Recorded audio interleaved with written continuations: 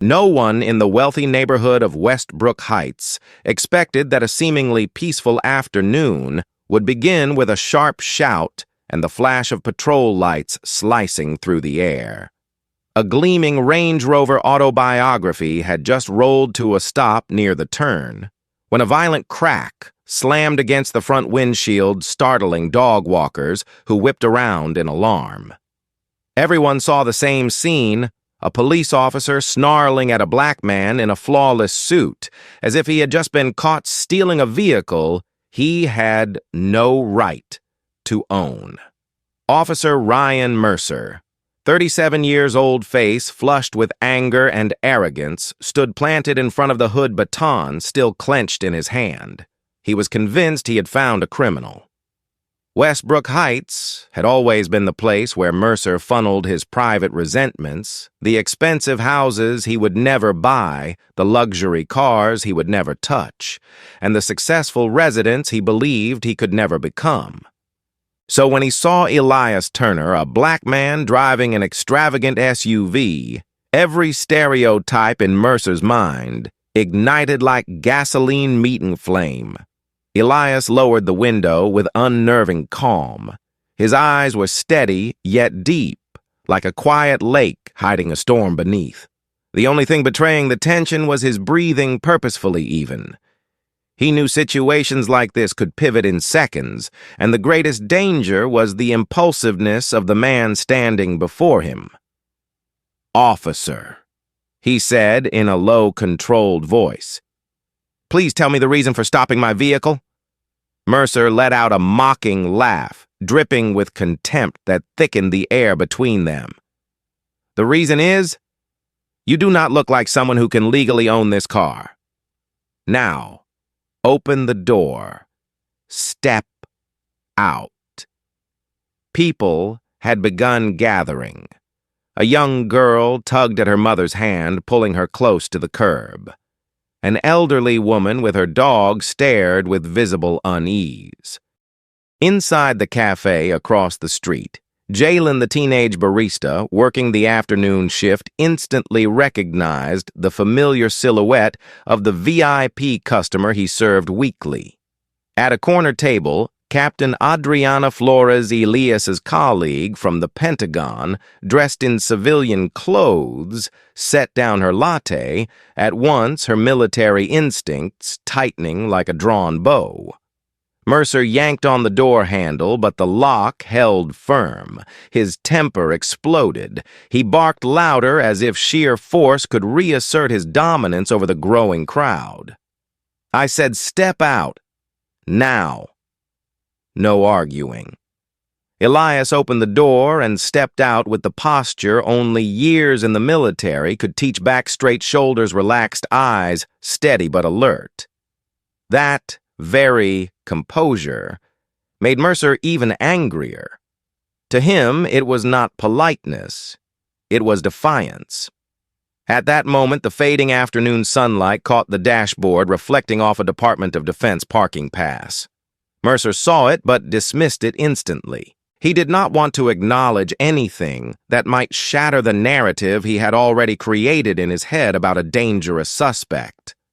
For the same reason, he ignored the phone vibrating in the cup holder with the caller identified as General Howard Mitchell. He ignored the folder on the passenger seat stamped with the word "confidential," and he ignored the military insignia clipped to the document pouch, a symbol any properly trained officer would recognize immediately. Mercer overlooked all of it because none of it aligned with his prejudice. The murmurs in the crowd grew. A woman whispered, "He looks so polite." Why would? But Mercer spun around, glare sharp enough to silence anyone who dared question his authority. A heavy tension settled over the street, tighter than glass on the verge of shattering. Elias stood at the crossroads of fear and resolve. Every movement had to be precise and deliberate. One wrong gesture could send everything spiraling into disaster. Yet beneath his composure, bitterness pulsed. He had fought in places no one spoke of. He had saved comrades who never came home. He had paid with sweat, blood, and sleepless nights to protect a country that today, through one of its own officers, looked at him as if he were a car thief. Mercer took another step forward, hand resting on his holster. For the first time, fear flickered through the eyes of a few bystanders. They did not know how far this would go. They also did not know they were witnessing the first moments of one of the gravest mistakes of Mercer's life. Elias knew only one thing with absolute certainty: the truth would eventually come to light. His real identity could not be buried by the smallness of another man. But before the truth surfaced, the darkness of prejudice would stretch a few minutes longer. And those minutes would be enough to alter many lives forever. No one in the crowd knew that just a few small details, if anyone bothered to look closely, were enough to expose the severe misunderstanding behind Officer Ryan Mercer's actions. But prejudice is the thickest fog. It blinds those who refuse to see the truth. And that afternoon, Mercer was almost willfully blind to every obvious sign in front of him. The Range Rover remained parked under the slanting glow of the late-day sun.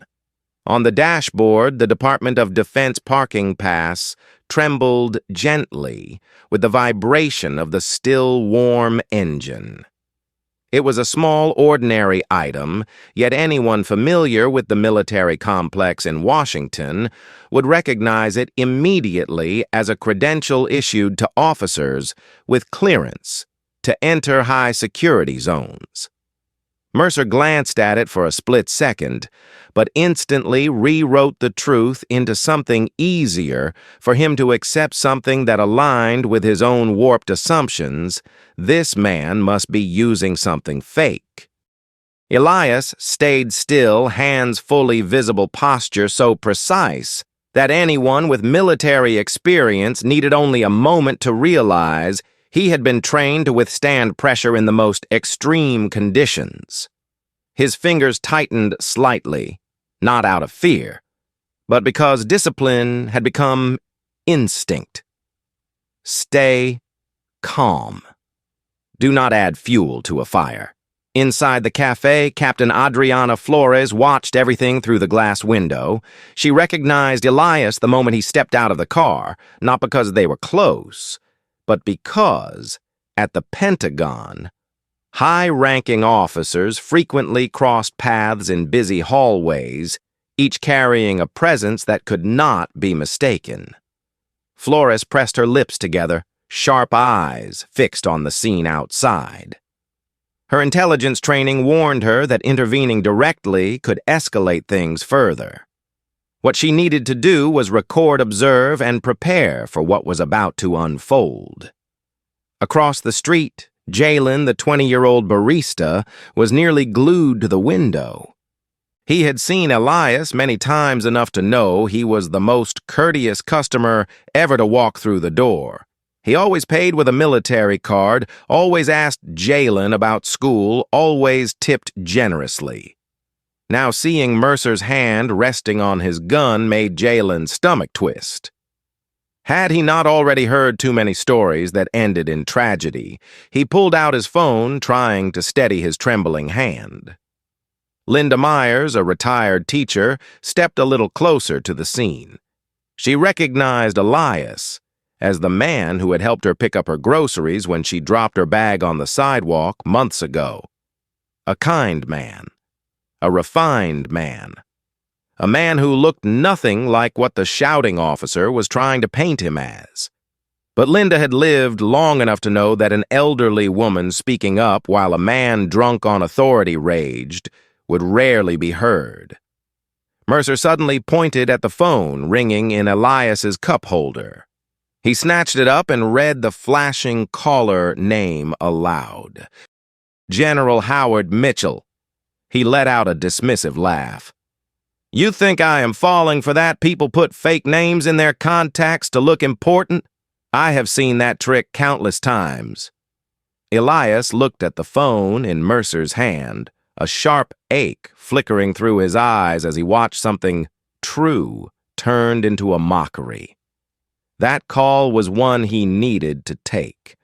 It was from his direct superior waiting for his final confirmation on a report scheduled for Congress the next morning. But Mercer had already chosen to show the world that he trusted his own story more than the truth staring him in the face. Elias's mind flickered through memories of tense hearings he had attended, missions he had led in places where one wrong step meant death. He had faced real enemies with real weapons and real intent. Yet he had never felt a danger as potent as this moment, the danger of uninformed authority power, sharpened by baseless fear and prejudice quietly festering inside a man. Mercer stepped closer, breath heavy with challenge. He was performing now, trying to showcase his dominance to the crowd, trying to prove that he was right, that Elias's calmness was nothing more than a disguise for guilt. What Mercer did not know was that the very calmness he interpreted as arrogance was the clearest sign he had confronted the wrong man. A man who, if Mercer had bothered to look a few seconds longer, he would have recognized instantly. That posture, that gaze, that controlled stillness could never belong to a car thief. They belonged to a high-ranking officer, someone who had carried the lives of dozens in his hands, someone whose voice could shift the direction of a national-level investigation. Yet in that moment, all of that truth was drowned by Mercer's shouts, by the crowd's vague unease, and by a prejudice so ingrained that no one was looking closely enough. Elias drew a long breath. He knew the real storm had not begun. And when it arrived, it would sweep away the career of the man who had dragged him into this spiral. No one forced Ryan Mercer to behave as if he were facing a dangerous enemy, yet years of simmering resentment made him see every detail through a distorted lens. The frightening part was that the more evidence proved Elias Turner's innocence, the harder Mercer tried to twist those same details into signs of guilt. This was no longer a traffic stop. It had become a battle between truth and ego. Elias remained still, every muscle tightened in restraint. He could see that Mercer was no longer performing his duty. The man was trying to prove something to himself. Elias's breaths were slow and deep, yet his eyes had taken on a cold, glass-like vigilance. He did not know how far Mercer was willing to go, but he knew the man before him no longer had the clarity to stop. When Mercer opened the car door and began searching through the vehicle, murmurs rippled through the crowd.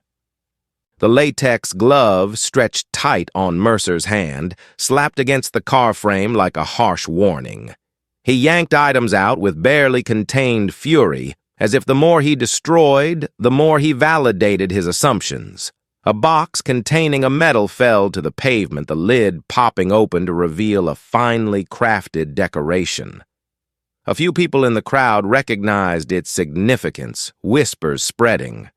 But Mercer snatched it up before anyone could speak. He held the medal high, shaking it as if it were a cheap toy. Clever, he scoffed. Bought this online, did ya? He laughed loudly, a crude sound smothering the reverence many in the crowd held for military service members. That laughter was like a dull blade, slicing through the respect attached to an honor awarded to someone who had saved lives on real battlefields. Jalen felt his chest tighten. He knew Elias's military ID card could not be fake.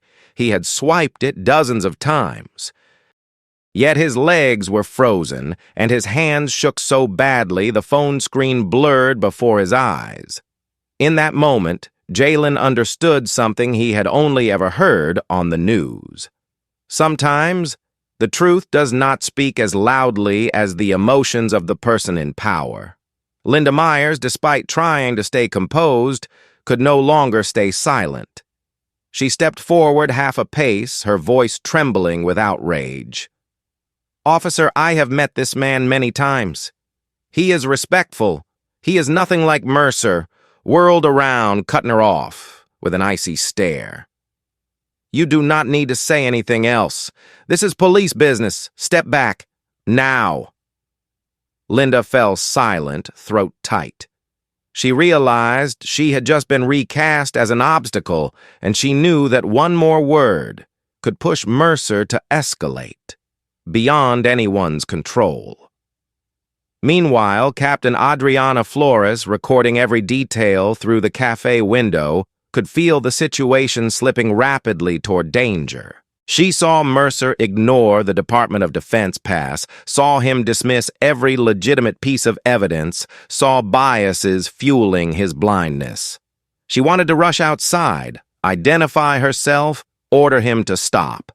But years in the military had taught her that stepping in too early sometimes crushed the very truth that needed to come to light.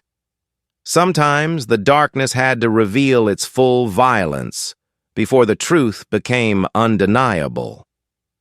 Elias looked at the medal in Mercer's hand, sunlight glinting off the metal that had rested over his heart through years of combat. He remembered standing in a barren landscape, the smell of gunpowder still hanging in the air, watching a wounded teammate being lifted into a medevac helicopter. He remembered thinking that if he survived, he would spend the rest of his life protecting what was good and honorable. But no one had ever warned him that one day he would have to defend his own dignity from someone wearing the same uniform that represented the very nation he had served. Mercer, oblivious to the heavy silence spreading around him, continued digging through the vehicle, then grabbed the classified file on the passenger seat. Confidential documents scattered across the pavement like pieces of evidence he lacked the training to comprehend. He picked up a page, glanced at it, then laughed as if he were watching a bad play. "Very professional forgery," he sneered. "But it will not fool me." Elias closed his eyes briefly, not from despair, but from a deep sorrow. Sorrow for a system capable of producing men like Mercer. Sorrow for a person who had lost the ability to distinguish truth from whatever he wanted to believe. In the crowd, a few people edged backward. They did not want to get involved, but they could not look away either because everyone sensed that something was coming, something that would change everything. Elias opened his eyes. The storm was finally taking shape, and it would tear apart every illusion Ryan Mercer was clinging to. No one in the neighborhood could breathe easily as Ryan Mercer pushed the situation to a level far more dangerous than anyone watching could have imagined. He stepped around to the rear of the vehicle and ordered Elias to move back toward the curb like a man about to be judged. This was no longer a stop, no longer a misunderstanding. Mercer was building a narrative, and every move he made served the role he had assigned himself, the hero detaining a dangerous criminal. Elias followed each command not out of fear, but because he understood the fragility of this moment. One wrong word, one unnecessary movement, and Mercer would have the excuse he needed to pull the trigger. In Elias's mind, every survival lesson, every simulated scenario, every de-escalation tactic flowed like an automatic program coded into him through years of military service. But this time, the threat was not an enemy combatant. It was a man wearing the badge of the same force Elias had partnered with through dozens of operations. When Mercer bent down and snapped open the center console, the sharp click sounded like the cocking of a weapon. He found Elias's wallet. He snatched it out and flipped it open with such force that the cards inside scattered like birds torn from a nest. A deep blue card fell to the ground, the front marked with the Department of Defense emblem and the words, "Defense Security Clearance Level 4." Several bystanders instantly recognized it as something that could not be faked. But Mercer did not bother to look closely. He stepped on the edge of the card, then picked it up with the satisfaction of someone about to expose criminal evidence. Fake security clearance. That trick is old. Elias felt a chill run down his spine. Not from fear, but from the sheer absurdity that had pushed past the limits of logic. He wanted to speak, to explain, but he understood that a man determined to fabricate a narrative would never accept the truth. In that moment, he had only one choice: remain silent and let the truth surface at its own time. Inside the cafe, Adriana Flores gritted her teeth. The words, "Clearance Level 4," the embossed seal, the Secretary of Defense's signature, all of it was unmistakable. Her chest felt tight, ready to burst, but she forced herself to stay put. She had to record enough, see enough, prove enough.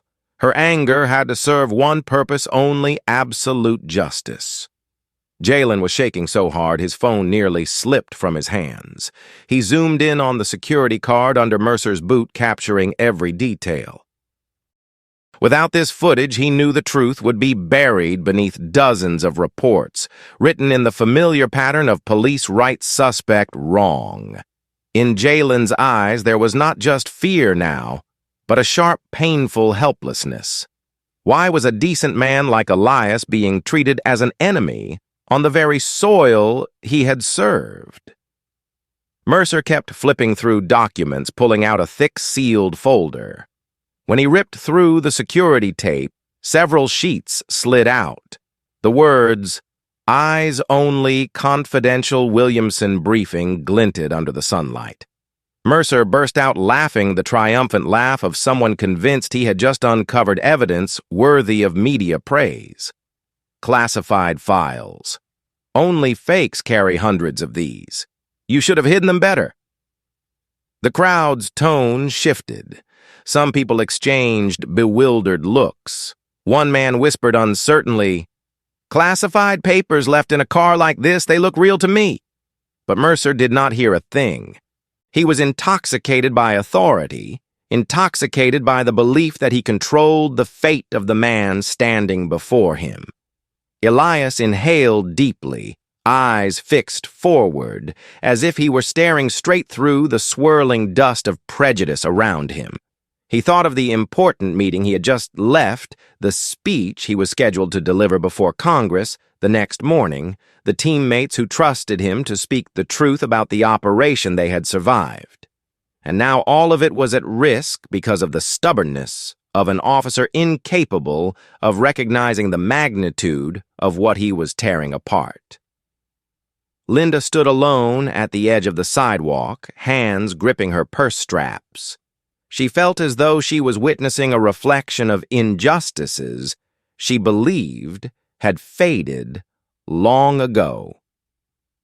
A soldier returned home treated like a criminal. A decent man treated like a burden. She wanted to speak again to defend him, but she feared that even a single breath might ignite Mercer's temper beyond control. Elias turned his head just slightly, not to ask for help, but to take one more look at the faces of strangers silently standing with him. That glance carried gratitude, calm, and an unspoken promise the truth will be set in its rightful place.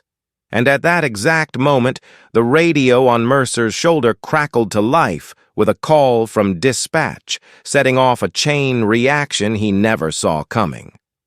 A chain reaction that would rip the mask from him completely. The radio on Ryan Mercer's shoulder screeched sharply, slicing through the air like a blade in a moment already stretched so tight it could shatter with the slightest touch. He jolted his grip, tightening until his knuckles turned white. The dispatcher's voice on the other end was rushed and urgent, nothing like the usual tone. But Mercer failed to notice the warning in it. He only heard what he wanted to hear, that this situation was important, that he was handling a major incident, that every eye would soon be on him as some sort of savior. Elias did not move. His eyes quietly took in everything. He recognized the shift in the dispatcher's tone that Mercer completely missed. A faint confusion, a hint of caution, an undercurrent of concern.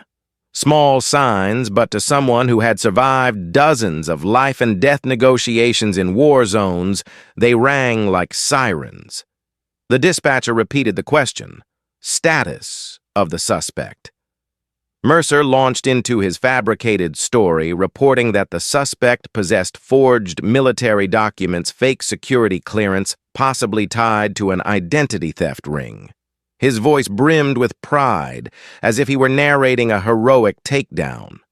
But the people watching from the cafe to the sidewalk felt a collective tightness in their chests. No one spoke. Yet everyone understood that Mercer was barreling toward something far beyond his ability to manage. Inside the cafe, Captain Adriana Flores clenched her phone. Every word Mercer uttered felt like pressure on her ribs, because she knew the things he called fake were real.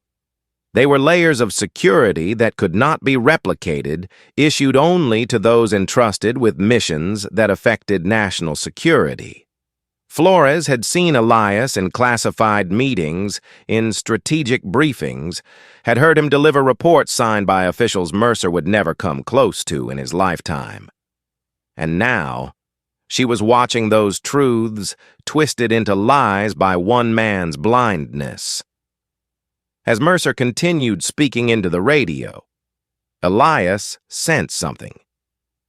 Behind the dispatcher's insistent questions, something else was happening. A chain of communication was being triggered at a higher level. Someone somewhere had seen what Mercer refused to see, and it was not luck. It came from Elias's years of service, from his clearance cards, his classified reports, the missed calls still flashing on the phone Mercer held up as supposed evidence. Jalen, still pressed against the window, felt his heart pounding. He watched Elias's expression closely. Not fear, not despair, but waiting. A quiet, steady waiting, as if Elias knew that one more small push would cause the wall of lies Mercer had built to collapse under its own weight. Linda Myers covered her mouth. She saw Elias's shoulders lift in a deep breath. She felt something gathering, something no one in the neighborhood would be able to stop. Then Mercer said a sentence that made Elias close his eyes for a brief, aching second. Suspect may be linked to a national-level military document theft ring, requesting additional units. The dispatcher could not see the faint smile that passed across Elias's face. It was not mockery. It was understanding. The inevitable was coming. Real authority would arrive soon. The dispatcher fell silent for several seconds. When the voice returned, the tone had changed completely, more formal, more cautious, and edged with something that sounded almost like fear. They asked Mercer to repeat the suspect's name. He spoke each word clearly. Elias Turner. Silence. A silence so deep the entire street seemed to stop breathing. Then the dispatcher replied loud enough that nearby residents could hear the static-filled transmission. Repeat. The suspect's name is Elias Turner. Mercer, oblivious to the shift in tone, confirmed again. The dispatcher did not respond immediately. When the voice returned, each syllable struck the pavement like falling metal under the scorching sun. Unit 7 is en route. Hold position. No additional actions. No further search. Do not use force. The last sentence nearly cracked under the tension. Unit 7. Elias opened his eyes. He knew the name. Anyone who had ever worked inside the Department of Defense knew it. Unit 7 was not local police. It was the special response team assigned to protect high-ranking officers and classified materials, which meant only one thing. The system had identified him, and Ryan Mercer was standing at the edge of his own downfall. The moment Ryan Mercer's radio fell silent, a cold stillness swept across the neighborhood like a sheet of ice. But before he could understand what was happening, the distant wail of patrol sirens rose, growing louder with every second like war drums, announcing an inevitable clash. The onlookers instinctively stepped back, sensing that something enormous and terribly wrong was about to unfold. Mercer still had no idea he had lost control the moment dispatch confirmed the name Elias Turner. He believed this was backup for the major case he thought he was handling. But for Elias, for Adriana Flores inside the cafe, for anyone who had ever served in the military, the mention of Unit 7 on the radio was a flashing red warning higher authorities had entered the scene. Mercer marched toward Elias with the fury and false confidence of a man drunk on victory. He did not even notice the slight tremor in his wrist, the telltale sign of a psychological rush he had never learned to control. He was pushing himself deeper into a pit he did not understand. "Hands up!" he barked, voice cracking with excitement. "You are under arrest for vehicle theft, military document forgery, obstruction of duty." Every accusation flew from his mouth like heavy crooked nails trying to lock down a door Elias had never tried to open. Elias remained where he was, dark eyes watching Mercer's every movement. There was no fear inside him, only a sorrow honed by years of witnessing injustice, and beneath that sorrow, a steady flame waiting for the exact moment to rise. Jalen, gripping his phone so hard the casing clicked, watched Elias lift his hands. But not in surrender. It was the gesture of a trained soldier protecting everyone around him from the storm forming overhead. Jalen's stomach twisted. He knew Elias had done nothing wrong, but he also knew innocence could be crushed in a single reckless moment. Across the street, Linda Myers covered her mouth, eyes wide with horror. She saw everything Mercer had deliberately ignored. The disciplined stance, the restrained breathing, the composure of a man who had survived too much to fall into the hands of someone so unstable. But Linda also knew the truth could not shield him if the man holding the most power at the scene was blind. As Mercer reached to handcuff Elias, a gust of wind scattered the classified documents across the pavement, spinning them into a small whirlwind. The papers he had called fakes caught the sunlight and gleamed as if mocking his ignorance. Yet Mercer bent down, snatched each sheet, skimmed them carelessly, then loudly declared them illicit materials. Elias allowed the cuffs to close around his wrists. He did not look at Mercer. He did not look at the crowd. He looked toward the road leading into the neighborhood, where sirens and lights were drawing closer with each heartbeat. Deep inside, he knew the decisive moment had arrived. Captain Adriana Flores suddenly rose from her seat, startling several customers. She could not pretend to wait any longer. The arrival of Unit 7 meant the situation had surpassed the authority of local police entirely. Anything Mercer did from this moment on would be recorded, reviewed, and judged by people far above him. Elias was led toward the patrol car. The crowd held its breath as he walked with a straight back, as if no chain could make him bend. They did not know who he truly was, what position he held, what responsibility he carried. But they all felt one truth: what they were witnessing was only the first half of the story. The second half, the part that would overturn everything, was closing in. Then an engine roar thundered through the neighborhood, nothing like the hum of regular patrol vehicles. Two black SUVs, with armored glass and blazing headlights, turned into the street. No sirens, no horns, just presence. Those who understood went silent instantly. Unit 7 had arrived. Mercer placed his hand on the patrol car roof as if he were directing the entire operation.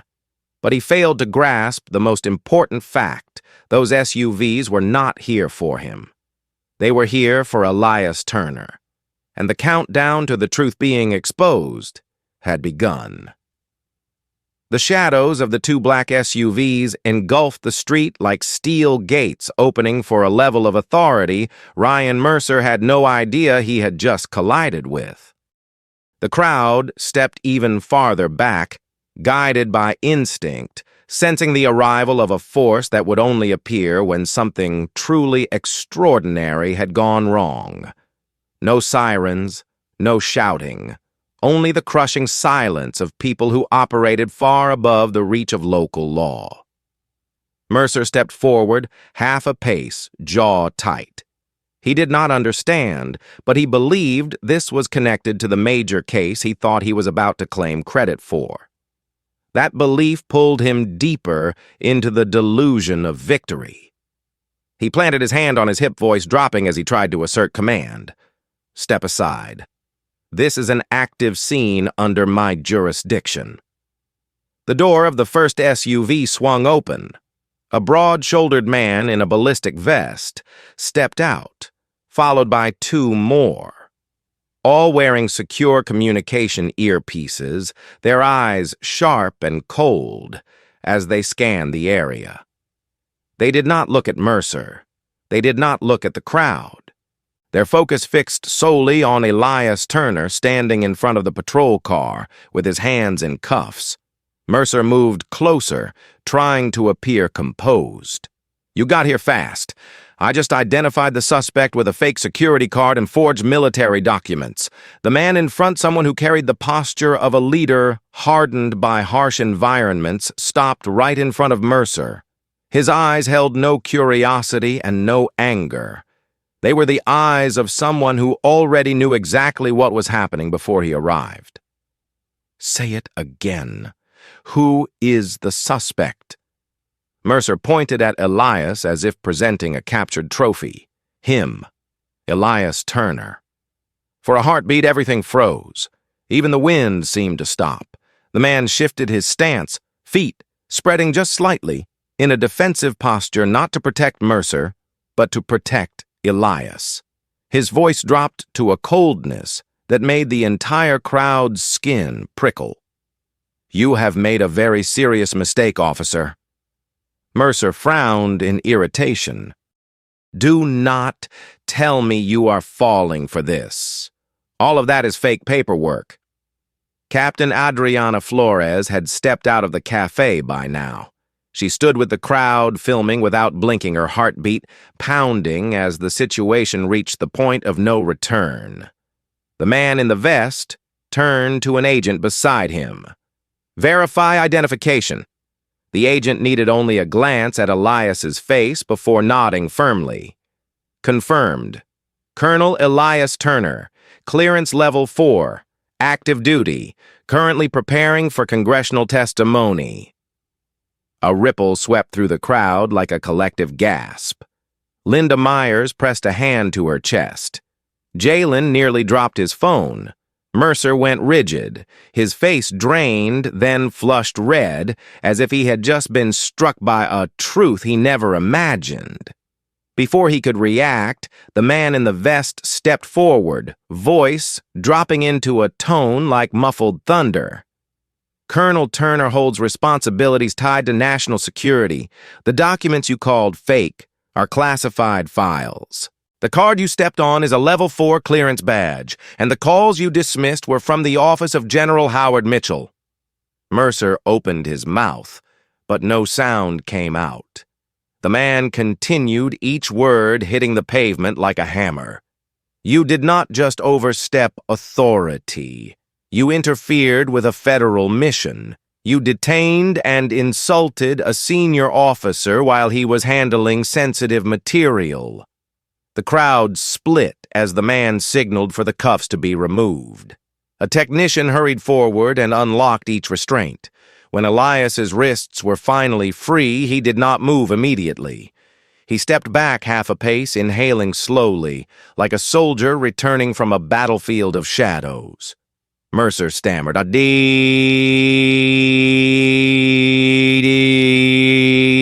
not. No.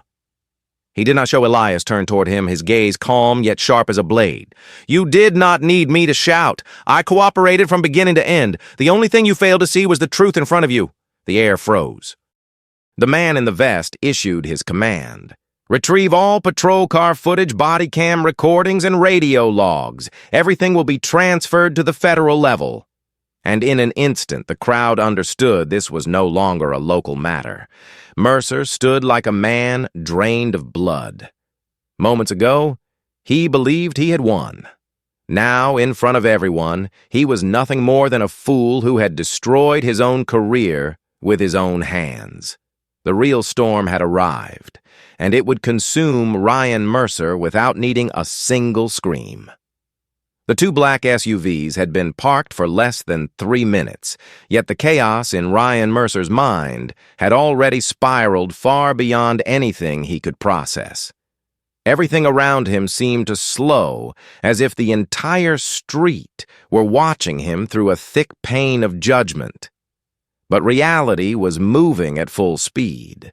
2 more patrol cars arrived, their lights washing the pavement in red, while the radios of incoming units crackled over one another, each transmission slicing through the air with cold, undeniable truth Mercer could no longer escape.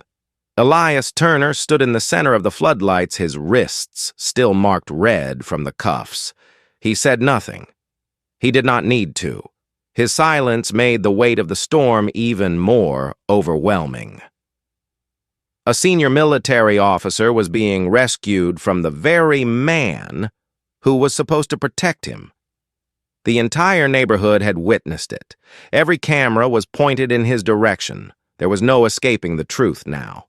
The man in the ballistic vest, whose authority towered above every officer present, signaled to his team. They split into 2 groups, one moving to secure Elias, the other closing in on Mercer. Not to arrest him immediately, but to ensure he did not make his situation even worse. As they approached, Mercer reacted on pure instinct like an animal cornered. He stumbled back half a step, his voice cracking under the rise of fear swelling in his chest. Wait. I am performing my duty. I have the right to detain the suspect. You cannot just show up. And a raised hand silenced him instantly, cutting through his last thread of authority like a cold blade. No one is forcing you to stop speaking, but every word you say from this moment will be part of the investigation record. The word investigation hit him like a hammer. Adriana Flores stepped forward from the crowd. It was time. She presented her military credentials. I am Captain Adriana Flores from the Department of Defense. I recorded the entire event from beginning to end. Mercer spun toward her, eyes wide in disbelief. You are military. Why did you not say anything earlier? Flores held his gaze, her expression offering no comfort. Because my duty is to bear witness, not to intervene, not to shield your misconduct. A faint gasp rippled through the crowd, quiet, as wind slipping through a narrow opening, but loud enough for Mercer to understand that his path back had shut completely. Jalen stepped up to the curb, hands shaking around his phone. I have video too. Everything is recorded. He did not shout. He did not challenge. He simply stated the truth. And that calm, simple truth made Mercer's face drain of color. Linda Myers exhaled shakily. She stepped back, eyes glistening with emotion, but in her chest flickered a small, fragile relief. At least today, the truth could not be twisted. The leader of Unit 7 turned to Elias, his voice lowered but filled with respect. Apologies for the delay, Colonel. We are here to escort you and secure both your safety and your mission materials. Elias nodded, neither arrogant nor dramatic, only steady with the calm of someone accustomed to far greater pressure. Yet his eyes carried a different light. The mark of a storm passed, leaving a deep impression on every witness. Mercer could no longer stand firmly. His knees bent and his hand clutched the patrol car for balance. He looked at Elias not as a suspect anymore, but as a man far beyond anything he ever had the right to judge. What clogged his throat was forced regret not born from understanding, but from fear of consequences. The commander turned to his team. Collect statements from every witness here. Secure all video files. Ensure no data is lost. With those words, Mercer understood. No one stood with him. There was no narrative for him to twist, no shield to hide behind as the truth came crashing down. Elias stepped toward the SUV, preparing to leave, but before the door closed, he paused. He looked at Mercer for a brief moment. The look held no anger, no triumph, only a piercing clarity. What destroyed you was not me, but the darkness you chose to nurture inside yourself. Then, the door shut. The SUV pulled away, and Ryan Mercer was left standing in the middle of the street, surrounded by people who had seen every truth he tried to bury. The storm had passed, but its consequences had only just begun.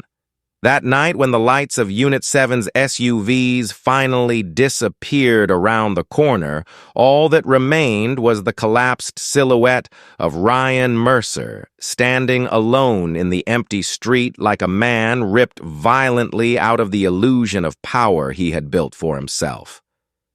But the storm was not over. It had only just opened the door to its most merciless chapter, the kind of downfall that offered no rescue. The other patrol cars remained, running their lights flickering red across the pavement. A superior officer approached, his expression grim. He did not look at Mercer as a colleague. He looked at him like someone forced to confront the fallout of another man's recklessness. Mercer tried to stand straight, tried to salvage whatever dignity he had left, but it slipped through his fingers like sand. The officer's voice dropped low. Let me be clear. From this moment on, you will remain silent. Every action you take falls under investigation. Return to the vehicle. Mercer wanted to protest, but his throat tightened. The adrenaline had evaporated, replaced by a cold dread crawling down his spine. Every officer knew one thing: when the word investigation is used against a cop, nothing good follows. The neighborhood murmured the whispers, slicing at Mercer's pride like tiny blades. The same people who had once stepped back in fear of Elias now stepped forward with eyes fixed on Mercer, as if he were the true danger. Linda Myers held her chest, shaking her head. Jalen stood by the cafe, his hands trembling, but his eyes burning with a fury rare for someone that gentle. Captain Flores kept recording her gaze, so icy, Mercer had to look away. And then things escalated even further. One officer answered a call from command. His eyes flickered as he relayed the message through his radio. Confirm. Internal Affairs has been activated. All files, video, and witness statements are to be collected immediately. Temporary report due within 1 hour. 1 hour. The word struck Mercer like a hammer. 1 hour was the response time reserved for severe incidents, the kind that federal agencies could step into at any moment. There would be no rewriting the story or correcting a report to escape consequences. No more room to fabricate. When another officer stepped forward to seize Mercer's body cam, Mercer instinctively grabbed the strap. "Wait, you cannot take that without a report form," the officer replied instantly. "This is a direct order from Regional Command. You no longer have authority over this case. Mercer's hand dropped, drained of strength. At Riverton Police Station, a small conference room glowed under harsh lights. 3 mid-ranking officers and a department attorney waited. Mercer was escorted inside. No one greeted him. No one asked if he was all right. They looked at him as a liability. They told him to sit. He sat. They asked the first question. His throat tightened. Describe the events exactly as they occurred from the moment you approached Colonel Turner's vehicle. The question sounded simple, but it sliced through the last illusion Mercer had been clinging to. He knew that no matter what he said, his words would be compared to the video recorded by Jalen, the footage from Captain Flores, the statements from dozens of witnesses, the body cams from Unit 7, and the dispatch logs. There was no path out. I stopped the vehicle because I suspected it was stolen. Mercer stammered, his voice trembling. I believed his documents were fake.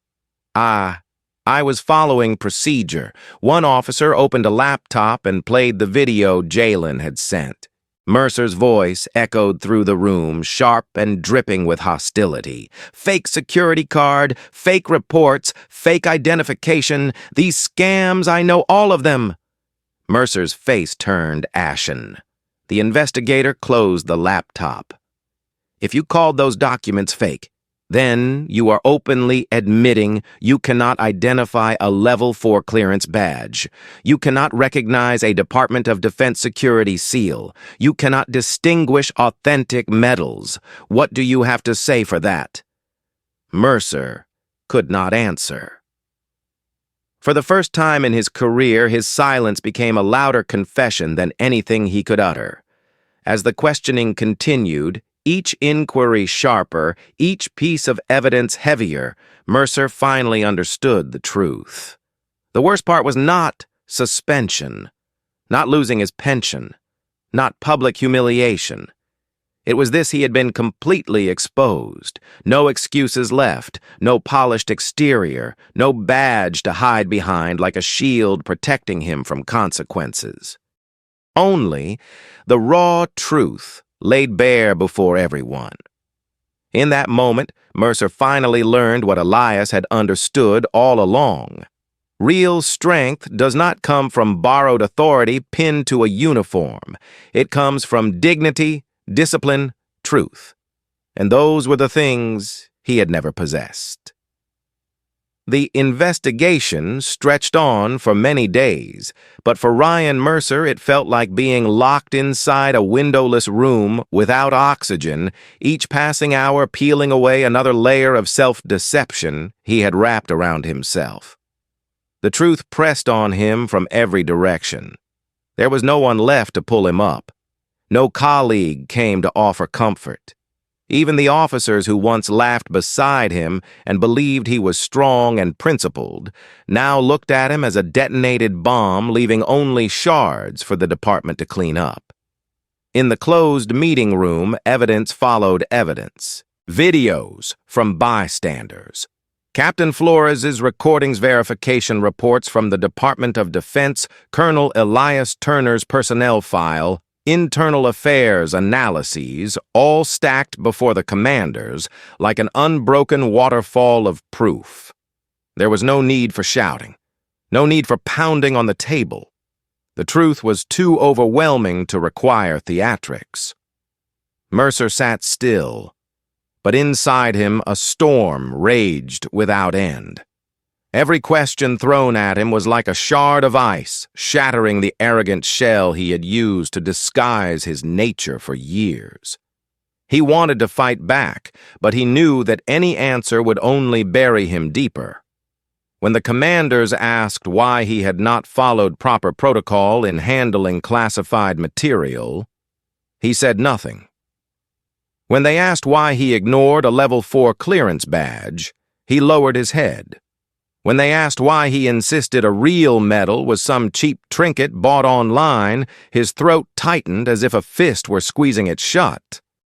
And when they brought up his excessive force, his insults, His discriminatory language, the words pierced him like needles.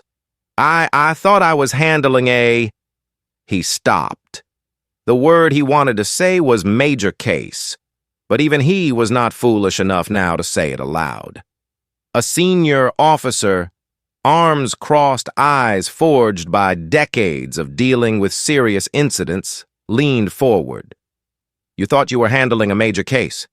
The only major thing here is the enormity of your mistake. An innocent man, a high-ranking officer, a key witness, preparing for a national security briefing, and you handcuffed him like a criminal. Mercer felt as though someone had thrown him into open flame. His mouth went dry, his heart pounding against his ribs. He wanted everything to rewind, to go back to the moment before he took that turn, before he saw the Range Rover, before envy and prejudice pushed him like an unseen hand. But time offered no rewinding. Only one road remained, leading him to the moment of judgment. That afternoon, the final meeting convened in the command room. Mercer was called in, his face pale. He looked around at the table at the cold expressions, the eyes devoid of mercy.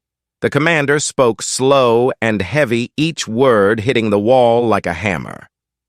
Investigation conclusion. Officer Ryan Mercer is found to have committed severe violations of police protocol, willfully ignored lawful evidence, used derogatory language, interfered with a federal mission, unlawfully detained a high-ranking military officer, and caused significant harm to the reputation of the Riverton Police Department.